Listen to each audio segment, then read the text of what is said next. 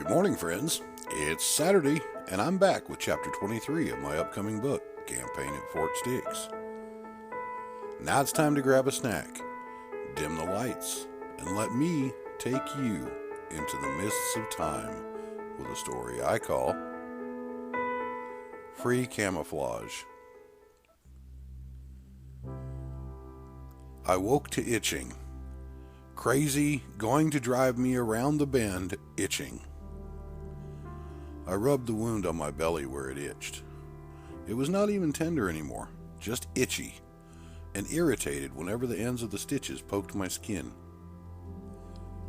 It had been a little over a week since I was injured at the lake.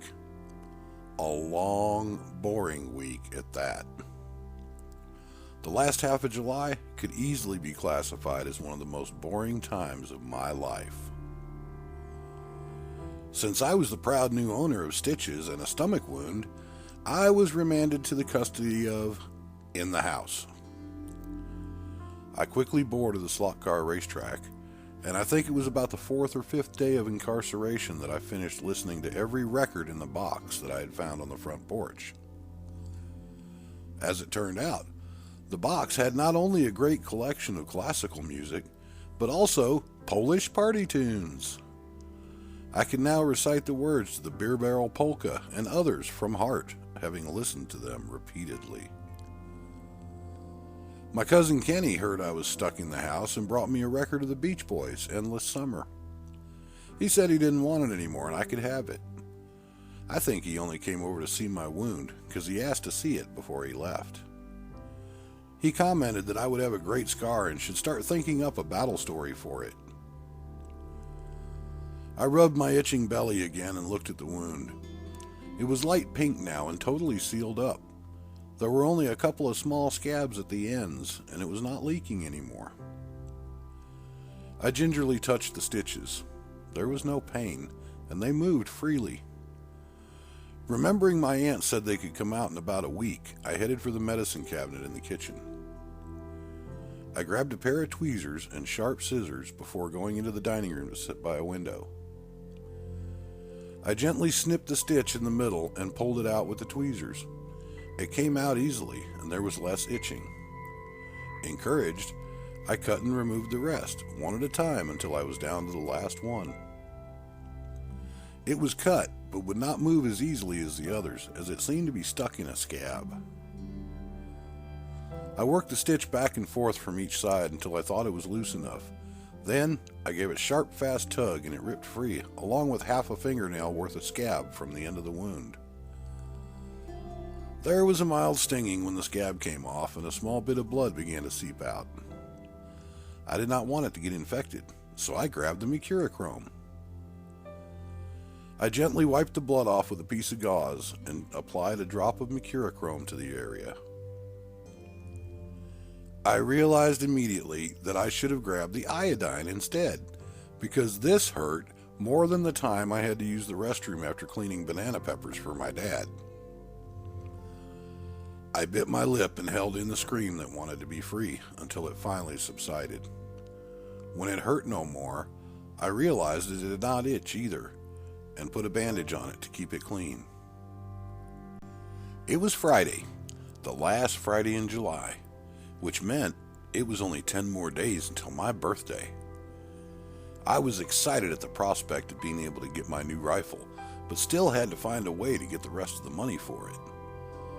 Since I was laid up in the house healing, I was not able to go out and find jobs to earn money, and as of now, had only the $15 I'd earned in Wisconsin. I would need at least 35 more. I talked to my dad about it, and also about making a rifle range in the field by the house. He said I needed to clean up the field first, but did not say anything about the money for the gun. I was not worried, though. I still had a week to earn the money, and who knew? Maybe the old lady up the street would have my grandmother send me over to cut her lawn. I went out to the field by Fort Stix. There was no trash, but there were quite a few old car parts laying around. Well, car parts belonged to the garage, so I grabbed the lawnmower and proceeded to cut down the high weeds beside the garage. Once this was done, I began dragging all the car parts out of the field and piling them up in the newly cleared space. It took a while because I would get sore in my stomach where the wound was, but I finally managed it. Now that the car parts were out of the field, the only thing left was the high weeds around Fort Stix. I grabbed the lawnmower and chopped them all down. There were a few rogue branches and the occasional rock hidden in the weed, which made an awful clatter when the blade hit them. But the old lawnmower just chewed them up and spit them out. I put the lawnmower away and was standing by the chicken coop admiring my work when Dad pulled up into the driveway. "I got the field all cleaned up for the rifle range," I said as he got out of the truck and headed for the house with 2 large bags. He looked out at the field and nodded and then headed for the back porch. I followed him in and was surprised when he started pulling takeout boxes out of the bags and setting them on the dining table. "Go get Mark for dinner," he said, and went to the kitchen to grab a beer. I found Mark playing in the bedroom and told him Dad was home with dinner. By the time we got back to the dining room, Mom was there as well. I took my chair and opened the box. It was fish and chips. I went to the refrigerator and grabbed the ketchup for my fries, and as I sat down, I heard Dad saying something to Mom about he's old enough to babysit for a couple hours. I had no idea what they were talking about, but was soon to find out. I was headed into new territory and did not even know it. I tried to listen to what was being said as I finished my dinner, but they were talking too low. When I was done eating, I put my box in the trash and sat back at the table to see what else was happening. I heard a car pull up outside and looked out the window to see Aunt Jo heading for the back porch with my friend Sarah and her little sister. Sarah was carrying her little sister, and Aunt Jo had a 12-pack of beer. They came round to the back door where Dad let them in. Mom got up and helped Sarah put her sister down for a nap in the room with my little sister, and then rejoined my dad and aunt at the table. We were shooed outside as the adults wanted to talk, and I led the way to Fort Stix. Sarah had not seen the fort yet, and I was excited to show it to her. We went inside and opened the windows to let the evening breeze blow in. Sarah caught me up on the happenings in the trailer court in Portage and told me that my best friend there had moved away. Then, while we were talking, Mark got excited to show off the vault and its contents. We watched as he opened the vault and went in head first, as usual. Sarah laughed at this and thought he looked like a worm wiggling into a hole. He popped his head up a minute later and put the bird nest he found earlier in the year on the floor. The robin eggs were still as blue as they were when he put them in there and had not hatched. Sarah picked up the nest and examined the eggs. She seemed to find them pretty. Just as she was reaching in to pick up one of the eggs, Mark closed the vault hatch and lost his balance.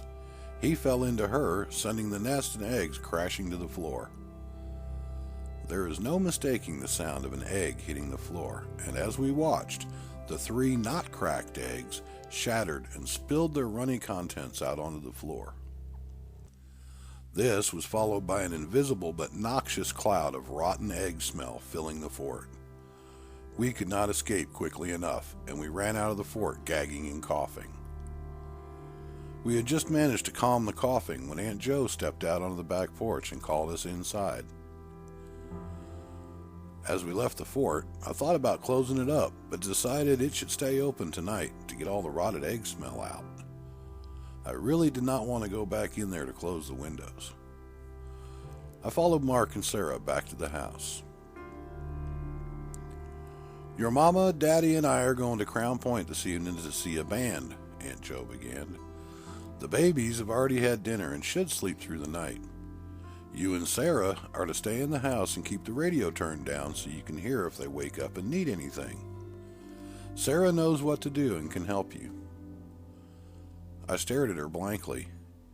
Sure, Mom had me sit with my little sister for a while when she went across to Aunt Florence's or to Grandpa's house to borrow a cup of sugar or whatever, but never for more than an hour. This was going to be for at least several hours. "I wrote the number where we will be on the pad by the phone," my mother said. "If you have an emergency, just call and ask for me."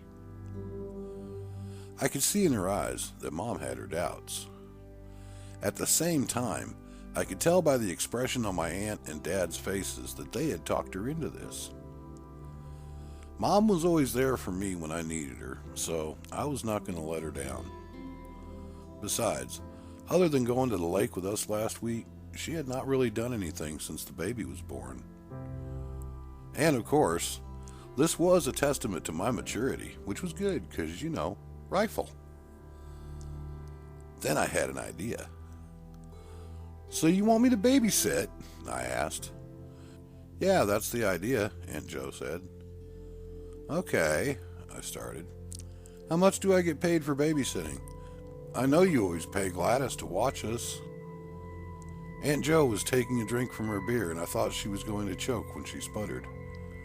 Dad looked at me and saw I was serious. He also knew I was still trying to make money to buy the gun. "I'll give you $10, Dad said, "but only if there's no problems." "Okay," I grinned. "I can do that." Sarah grinned at me, and we watched as my parents got ready to go. Aunt Jo was busy giving Sarah last-minute instructions, and my mom came in to do the same with me. She was wearing perfume now, and it made me gag. I always hated the smell of perfumes and hairspray. We watched from the dining room window as they all piled into the car and disappeared into the night. "So what do you want to do now?" I asked Sarah. "Come on," she said, and led me onto the back porch. Producing a cigarette from her inside jacket pocket, she put it in her mouth and lit it with a match. I watched as she took a drag and handed it to me. I had not smoked since I was in the trailer park with my friends. I took a light drag and blew the smoke out, handing it back to her. She took a drag and then handed it to Mark. At first, I was going to say something, but was stopped short when Mark accepted the smoke and took a drag like he'd always smoked. It did not make him cough or gag, and it made me wonder when he had been smoking before this. It had not been with me. He handed the cigarette to Sarah, who took one more drag and flipped it out into the yard. "Hey, come check out the old-fashioned record player I found when we moved in here," I said, and headed into the house. As we were walking out to the front porch, Sarah stopped suddenly and felt the air around her. "It's really cold right here," she said. She was standing just to the side of the doorway into Mark's room in the living room. "Yeah, I think the house is haunted," I said, and continued into the front porch. "Really?" Sarah asked, following me in. "You're not worried that the house is haunted?" "Nah, it can only be people from my family, and I doubt they'd want to hurt us," I replied. I dug through the albums in the box and dug out the Moonlight Sonata by Beethoven. Putting it on the record player, I turned it on and sat on the couch to listen. Sarah sat down next to me with one of the outdoor magazines I had laying out and was looking through it.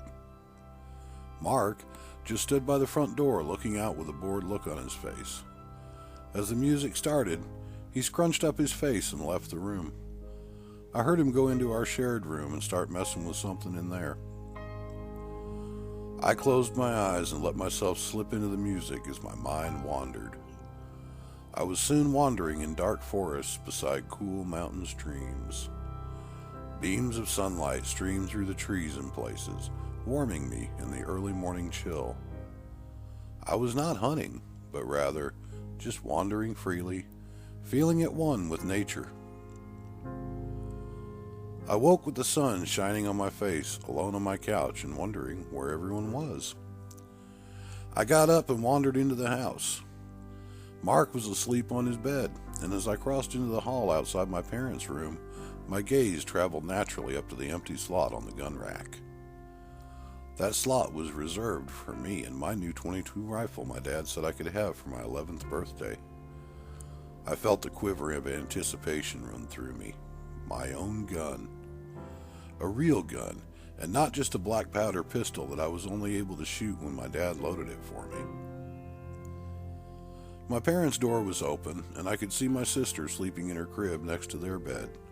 Mom and Dad were sleeping as well.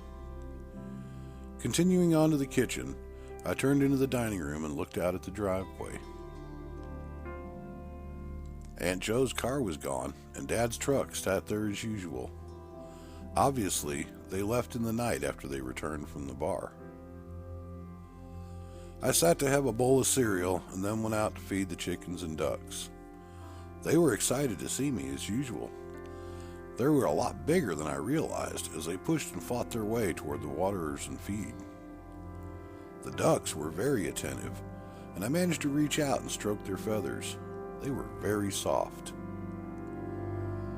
Returning to the house, I found Dad in the kitchen making coffee. He turned around when he heard me and laid a $10 bill on the table. "You did good last night," he said. "When we got home, everyone was asleep and there was no mess." I grabbed the 10 and stuffed it in my pocket.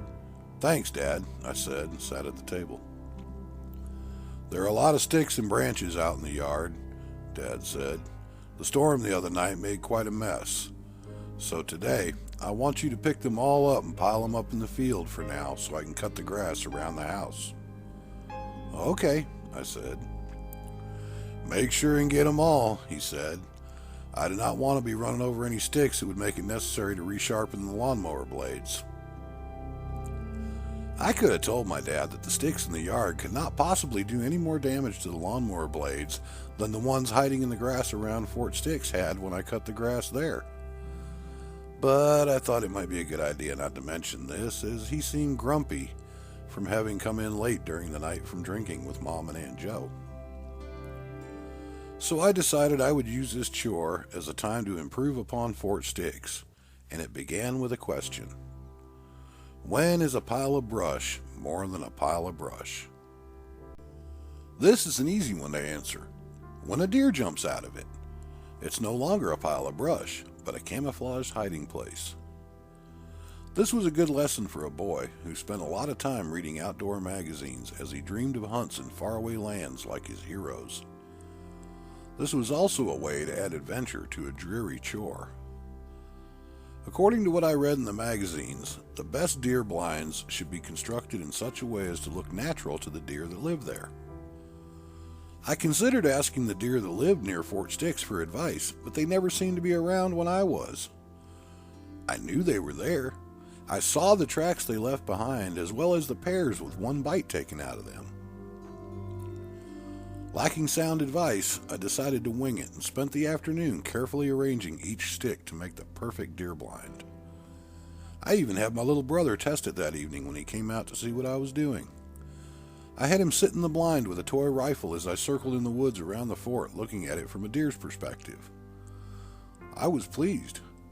To the unknowing, it looked like the work of some demented beavers instead of a boy trying to capitalize some fun from his chores. When my brother crawled out from the pile of sticks and brush I had added for fullness, he reminded me of a deer springing out of hiding just like I remembered reading about. That evening, as I laid in bed, trying to fall asleep, I could not stop thinking about how well I had constructed the ground blind. Maybe it was time for me to think about building my first tree stand. I had grand visions of a tree stand worthy of the greatest hunters. It would have a bottom entrance so it could be entered and left while blending into the tree it was built upon, and little dark cloth curtains at all the windows in order to preserve the darkness within so deer could not see me. I drifted off to sleep and dreamt of the perfect tree stand. I awoke in the morning to the smell of cigarettes and coffee, the sure sign that my parents were already up and moving about. As I stumbled up the hall toward the kitchen, I listened for the telltale sound of something frying on the stove. There was nothing. I should have known this, since you usually can smell bacon and sausage long before you hear it, but I was hopeful. They were sitting at the dining table talking, and I waved as I went deeper into the kitchen in search of a bowl and spoon for cereal. I kind of missed being at my uncle's house in Wisconsin where I got a hot breakfast. I poured the cereal and topped it with a healthy amount of sugar and added milk. Carrying it to the table, I sat and began to eat while reading the cereal box. Somewhere in the back of my mind, I registered something my parents were saying. Not that I usually paid any attention to what they were saying. I was nobody special in that department by a long shot, but this seemed important. Then I realized what I heard. My mother had asked my father if he'd gotten rid of that brush pile in the field, and he told her he took care of it first thing this morning. My heart fluttered. The only brush pile in the field was the camouflage around Fort Stix. What did my dad do with all my carefully designed camouflage? Now the deer would see me for sure. I ran out to the back porch to find that he in fact had not touched the camouflage. It was still right there on Fort Stix, burning to ash. Apparently, he had not realized I hid my fort in the brush pile and decided to burn it. Not only that, but the outhouse was knocked down and pushed up tight to the pile. Now I would have to come all the way into the house to use the bathroom.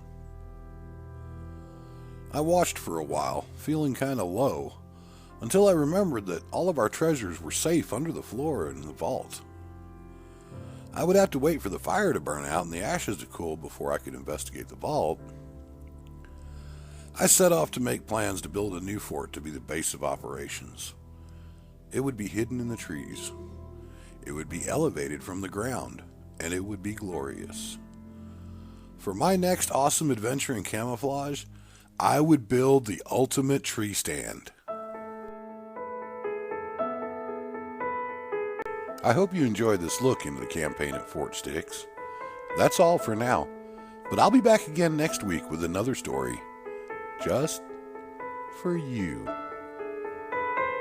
Until then, sleep well.